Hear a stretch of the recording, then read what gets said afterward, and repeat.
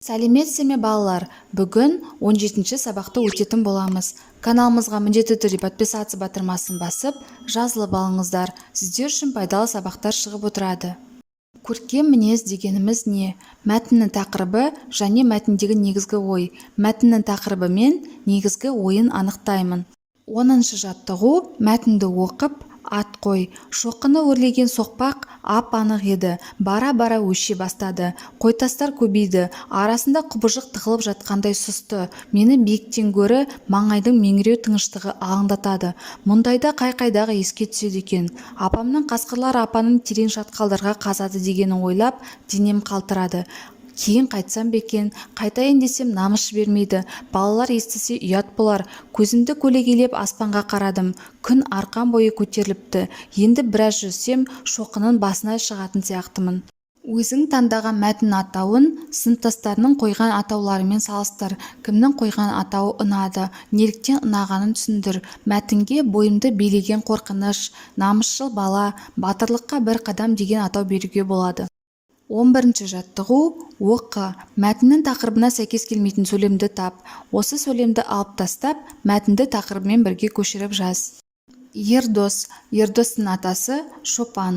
Бірде атасының қызуы көтеріліп жатып қалды. Адамның қызуы көтерілген кезде дәрігер шақыру керек. Шашқан шөпті лезде тауысқан қойлар маңырай бастады. Атасының тынышы кетті. Ауырғанына қарамай киініп сыртқа шықты.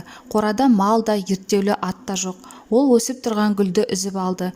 Қарт алысқа көз салды. Малды өріске айдап бара жатқан немересін көрді. Ол Ердос еді. Ердостың атасы Шопан. Бірде атасының қызуы көтеріліп жатып қалды. Адамның қызуы көтерілген кезде дәрігер шақыру керек. Атасының тынышы кетті. Ауырғанына қарамай киініп сыртқа шықты. Қорада мал да, ерттеулі ат та жоқ. Қарт алысқа көз салды. Малды өріске айдап бара жатқан немересін көрді. Ол Ердос еді. Мәтіннің тақырыбы оның қысқаша атауы екенін дәлелде. Мәтіннің тақырыбы оның қысқаша атауы, себебі Ердос деген бала туралы баяндалады. 12-ші жаттығу: оқы. Күздің қай айының аты көп нүктемен берілген. Қараша айы қыстың хабаршысы. Қараша айында жердің топырағы тоң болып қатады. Қара суық күшейеді. Су бетіне қабыршақ мұз қатады. Күн қысқарып, түн ұзарады. Кей жерлерді қар басады. Кей жерлерде жауған жаңбырдың арты қарға айналады. Мәтіннің тақырыбын анықта. Қандай сөздер мен сөз тіркестері күз айының атын табуға көмектесті? Мәтінге ат қойып көшіріп жаз. Мәтін: қараша айы. Қыстың хабаршысы тоң болып қатады, суық күшейеді, қар басады сөздері ай атын табуға көмектесті. 13-ші жаттығу: өлеңдерді оқы. Олар қандай тақырыпқа жазылған? Жүгеріде аппақ, ұстап көрсең қаттақ. Су боп еріп кетеді, қойсан тығып сақтап. Сатыр-сұтыр етеді, шекеңе тисе өтеді. Ауызға салсан лезде, кәмпетте еріп кетеді. Төбемізден төнеді, төбемізден төгеді. Табиғаттың маржаны тіпті неткен көп еді. Табанымды жаралап, тердім жарды жағалап. Тізер едім моншақ қып, ерейтіні жаманақ. Бірінші өлең бұршақ жайлы, екінші өлең жаңбыр жайында. Автор өлеңді қандай көңіл күймен жеткізген? Мұндай көңіл күйді сезінуге қандай сөздер көмекке келді? Өлеңді оқу барысында осы көңіл күйді беруге тырыс.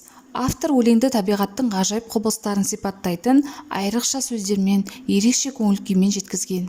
14-ші жаттығу: қалай ойлайсың?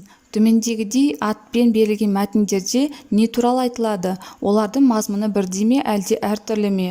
Күз, күзгі дала, күзгі еңбек, күзгі орманға саяхат, күздің қызықты бір күні деген тақырыптар берілген. Бұл мәтіндерде күз мезгілі туралы айтылады. Мәтіндердің мағыналары әртүрлі болып келеді. Өзіңе ұнаған тақырыппен мәтін құра.